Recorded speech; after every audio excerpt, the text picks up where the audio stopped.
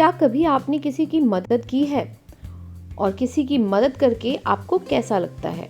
तो आपने ज़रूर किसी न किसी की मदद की होगी, है ना? और किसी की मदद करके हमें कैसा महसूस होता है? बहुत अच्छा महसूस होता है। तो दूसरों की सहायता करने वाला व्यक्ति अपने जीवन में भी तरक्की करता है। ज़रूरतमंद की मदद करने से जो संतोष मिलता है वह बड़ा सुखद होता है, यानी कि बहुत ही सुख देता है।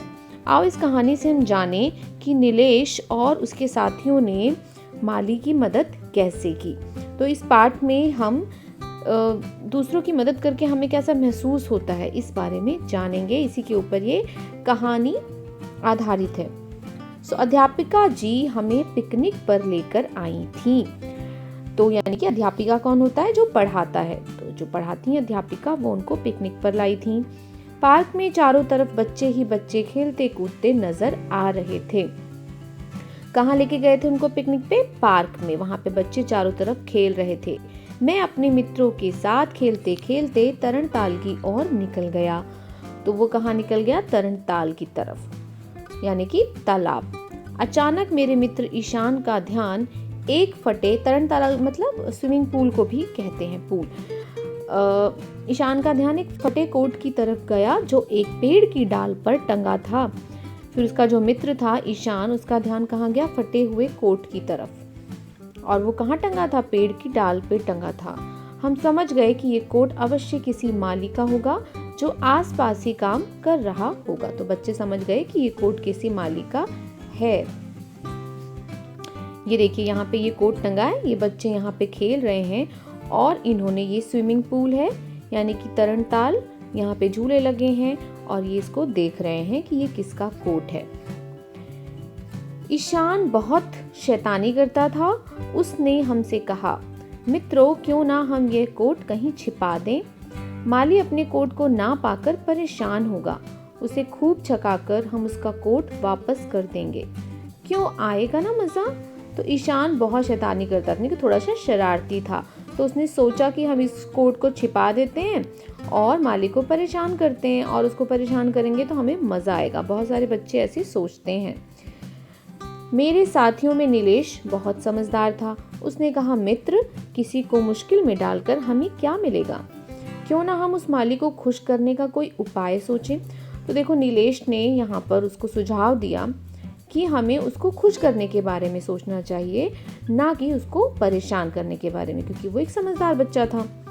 सब मिलकर सोचने लगे कि क्या किया जाए। नीलेश ने सुझाव दिया कि क्यों ना हम अपने जेब खर्च के पैसों में से कुछ रुपए निकालकर उसकी जेब में डाल दें। तो नीलेश ने उसको सबको सुझाव दिया कि हम अपनी जो जेब खर्च के पैसे हमें मिलते हैं उसमें से कुछ पैसे हम निकालकर इसमें कोट में डाल देते हैं। नीलेश ने कहा, और हम अपनी टॉफी, चॉकलेट और बिस्कुटों से भी तो उसकी जेब भर सकते हैं। तो उसने बोला कि हम अपनी उसकी जेब में अपनी टॉफी, चॉकलेट से भी भर सकते हैं। सभी बच्चों को नीलेश की बात अच्छी लगी। देखते ही देखते कोट की जेबें रुपयों, चॉकलेट और टॉफियों से भर गई, यानी कि उसके पास बहुत सारा सामान इकट्ठा हो गया है ना। हम सब छिपकर माली के आने की प्रतीक्षा करने लगे। तो वो सब क्या करने लगे? माली का इंतजार करने लगे। चलो यहाँ से चलें, कब तक यूं ही माली की प्रतीक्षा करते रहेंगे। चैताली बोली। तो चैताली ने कहा कि चलो हम यहाँ से चलते हैं, कब तक वेट करेंगे। उनको लगा कि बहुत देर हो चुकी है और अभी तक माली नहीं आया है। हाँ, अध्यापिका जी हमें ढूंढ रही होंगी, वसुधा ने कहा। तो वसुधा ने भी उसकी हाँ में हाँ मिलाते हुए कहा कि चलो चलते हैं, अध्यापिका हमें ढूंढ रही होंगी। हम वहां से जाने के लिए मुड़े ही थे कि दूर से माली आता दिखाई दिया। उसके हाथ में खुरपी थी। वह अपने दूसरे हाथ से बार बार पसीना पोंछता हुआ आ रहा था।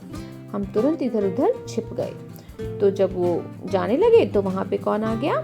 माली आता हुआ उनको दिख गया। वो अपना पसीना पोंछ रहा था, यानी कि वो काम करके आ रहा था।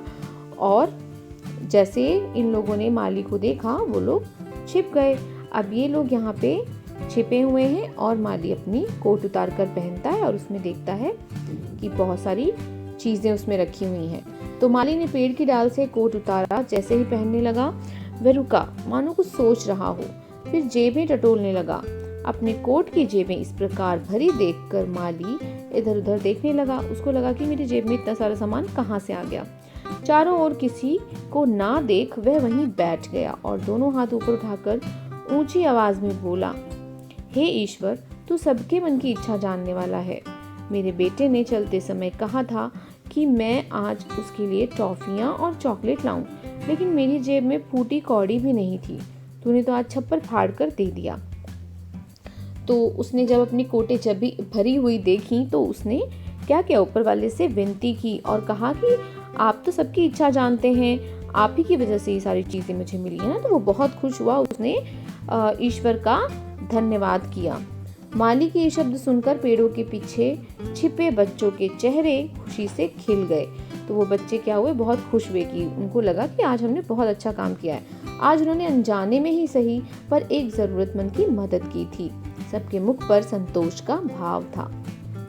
अब यहाँ पे अभ्यास कार्य शुरू होता है। तो सबसे पहले हम शब्द अर्थ देख लेते हैं। तरणताल का अर्थ होता है तैरने के लिए बना छोटा सा तालाब यानी कि स्विमिंग पूल। डाल मतलब डाली या फिर शाखा। अवश्य मतलब जरूर। छकाकर मतलब तंग करके, मुश्किल, कठिनाई। उपाय, तरीका, सुझाव, सलाह। प्रतीक्षा, इंतजार, अनजाने, बिना जाने। जरूरतमंद, जिसे जरूरत हो। मदद, सहायता। तो ये हो गए शब्द अर्थ। यहाँ पे टिप्पणी है। खुरपी किसे कहते हैं? कैसा औजार है जिससे मिट्टी खोदते हैं, आपने देखी होगी ये, अगर किसी को खेत में काम करते हुए देखा होगा तो। मुहावरे, खुशी से खिलने का अर्थ होता है बहुत प्रसन्न होना, फूटी कौड़ी ना होना, बिल्कुल पैसा ना होना, छप्पर फाड़ कर देना, अचानक बहुत कुछ मिल जाना। तो इन सब का प्रयोग इस पाठ में हुआ है। अब है मौखिक और फिर लिखित प्रश्न। पहले हम इनको देख लेते हैं, इनका उत्तर देख लेते हैं। मौखिक प्रश्न में सबसे पहला प्रश्न है प्रश्न का, बच्चे पिकनिक मनाने कहाँ गए थे? तो उत्तर है बच्चे पिकनिक मनाने पार्क में गए थे। प्रश्न खा है नीलेश ने क्या सुझाव दिया? उत्तर है नीलेश ने जेब खर्च से कुछ पैसे कोट की जेब में रखने का सुझाव दिया। उत्तर गा है प्रश्न गा है बच्चों ने कोट की जेबों में क्या रख दिया था? उत्तर है बच्चों ने कोट की जेबों में रुपए, चॉकलेट और टॉफियां रख दी थी। फिर है लिखित प्रश्न, ईशान के सुझाव पर नीलेश ने क्या उत्तर दिया? तो जब ईशान ने ये कहा कि हम उसके कोट को छुपा देते हैं, तो फिर नीलेश ने क्या उत्तर दिया था? ईशान के सुझाव पर नीलेश ने कहा, मित्र किसी को मुसीबत में डालकर हमें क्या मिलेगा? क्यों ना हम उस माली को खुश करने का कोई उपाय सोचें और अपनी जेब खर्च के पैसों में से 1-2 रुपए निकाल कर उसकी जेब में रख दें। उत्तर प्रश्न खा है माली अपने बेटे की इच्छा क्यों पूरी नहीं कर सकता था? उत्तर है माली के पास पैसे नहीं थे, इसलिए वह अपने बेटे की इच्छा पूरी नहीं कर सकता था, है ना, क्योंकि वो एक गरीब व्यक्ति था और उसके पास पैसे नहीं थे। प्रश्न गा है, कोट की जेबें भरी देख कर माली को कैसा लगा? उत्तर है कोट की जेबें भरी देख कर माली को बहुत अच्छा लगा। उसने ईश्वर को धन्यवाद देते हुए कहा कि ईश्वर सबके मन को जानने वाला है। आज उसने किसी के द्वारा मुझे पैसे और चॉकलेट दिलवाकर मेरे बेटे की इच्छा पूरी कर दी, है ना। ये वाली लाइन आपको लिखने की कोई जरूरत नहीं है, आप बस इतना लिख सकते हैं। प्रश्न घा है बच्चों के मुख पर संतोष का भाव क्यों था? तो उत्तर होगा आज बच्चों ने अनजाने में ही सही पर एक जरूरतमंद की मदद की थी, इसलिए सबके मुख पर संतोष का भाव था। फिर है पाठ का ये अंश पढ़कर प्रश्नों के उत्तर लिखो। ये आपको प्रश्न वहां पे मिल जाएंगे और ये उत्तर है। जैसे कि पहला है बच्चों को पिकनिक पर कौन ले गया था? तो अध्यापिका जी ले गई थी। चारों तरफ कौन नजर आ रहा था? पार्क में चारों तरफ बच्चे ही बच्चे नजर आ रहे थे। फिर है कोट पर किसका ध्यान गया? तो कोट पर ईशान का ध्यान गया। चौथा है कोट एक पेड़ की डाल पर टंगा था। कोट कहाँ टंगा था? एक पेड़ की डाल पर। अब यहाँ है किसने किससे कहा? तो पहला जो भी है उसको ईशान ने अपने मित्रों से कहा है, दूसरा नीलेश ने अपने मित्रों से कहा है और तीसरा चैताली ने अपने मित्रों से कहा है। फिर तीसरा प्रश्न है सही उत्तर चुनकर चिन्ह लगाना है। ईशान किस प्रकार का लड़का था? समझदार था, शैतान था, धोखेबाज था या फिर बीमार था? तो ईशान जिसने ये सुझाव दिया था कि हम कोट को छुपा देते हैं, कैसा था? वो शैतान लड़का था। फिर है मालिक के बेटे ने अपने पिता से क्या लाने को कहा था? समोसे, कचौड़ी, अमरूद, केले, टॉफियां, चॉकलेट या फिर खिलौने? टॉफियां, चॉकलेट लाने को कहा था। फिर है मूल्यपरक प्रश्न। प्रश्न है, आप नीलेश की जगह होते तो क्या करते? तो इसका उत्तर होगा, मैं नीलेश की जगह होता तो मैं भी माली की सहायता करता और उस माली से मिलकर बातें करता। ऐसे करने से माली खुश हो जाता। तो इसलिए हमें सबकी मदद करनी चाहिए। फिर है भाषा ज्ञान, जिसमें कि पहला है लिंग बदलो। अध्यापक का अध्यापिका पहले से लिखा हुआ है, माली का होगा मालिन, बच्चा का बच्ची, पुत्र का पुत्री, बेटा का बेटी, नौकर का नौकरानी, देवर का देवरानी, आदमी का औरत। फिर ऊंचे स्वर में पढ़ो और लिखो। यहाँ पे छोटे रू और बड़े रू से हमें 3-3 शब्द लिखने हैं। तो उसके स्थान पे आप इनको लिख सकते हैं, रुकना, गुरु, रुलाई, और बड़े रू के साथ रूपा, रूलर, जरूरत। पाठ में ढूंढकर कुछ क्रिया शब्द लिखो। क्या क्या लिख सकते हैं? छिपना, उतारना, टटोलना, सोचना, बैठना, छिपाना, भरना और पोंछना। फिर है मुहावरों का वाक्य में प्रयोग करना है। छप्पर फाड़ कर देना, जिसका अर्थ क्या होता है? बहुत ज्यादा मिल जाना, है ना। तो चॉकलेट टॉफियां देखकर माली को लगा कि उसे ये छप्पर फाड़ कर मिल गया है।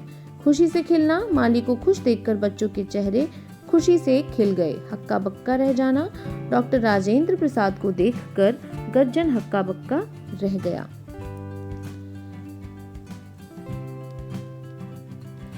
फिर है मैं या फिर मैं या मैं लिखकर वाक्य को पूरा करना है, खाली स्थान भरने हैं। तो मैं लगता है जब कोई चीज किसी चीज के अंदर की बात की जा रही हो, और मैं अपने लिए लगाया जाता है, ये एक सर्वनाम है। तो हमें पहचानना होगा कि कहाँ पे अपने लिए लगाना है और कहाँ किसी चीज के बीच में कोई चीज की बात की जाती है तो मैं लगता है। जैसे मेरे साथियों में नीलेश बहुत समझदार था, ठीक है, यहाँ अपनी बात नहीं की जा रही है, साथियों के बीच में नीलेश बहुत समझदार था। इसी तरह से डैश अपने मित्रों के साथ तरण ताल की ओर गया। कौन गया? मैं। तो यहाँ पे 2 मात्रा वाला मैं आएगा। मेरी जेब में की बात हो रही है, जेब के अंदर की बात हो रही है, तो ये वाला में आएगा।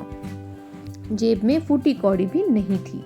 आज उन्होंने अनजाने में ही सही में छोटे ए वाला, उसकी इतनी सी इच्छा भी मैं पूरी नहीं कर पाऊंगा। अपने लिए कहा गया है, इसलिए ये मैं होगा। अब यहाँ पे अपने परिवार के साथ पिकनिक मनाने जाओ। पिकनिक का अनुभव कक्षा में सुनाओ। पिकनिक पर जाते समय तुम क्या क्या ले जाते हो, सूची बनाओ। परोपकार, इस विषय पर जांच वाक्य अपनी कॉपी में लिखो। तो ये सारी चीजें आपको करनी है क्रिया में। तो ये पाठ यहाँ पे आपका खत्म हो जाता है। I hope you like this video. Thanks for watching.